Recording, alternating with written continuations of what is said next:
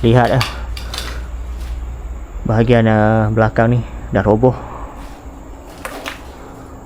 Dahulunya ada beberapa ruangan ataupun bilik yang menempatkan ahli keluarga tinggal di rumah ini. Sekarang wallahu alam ke mana mereka pergi, hanya Tuhan yang maha mengetahui. Di sini ada 2 buah bilik.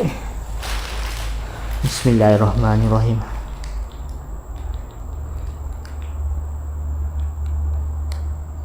Kosong, tiada sebarang perabot.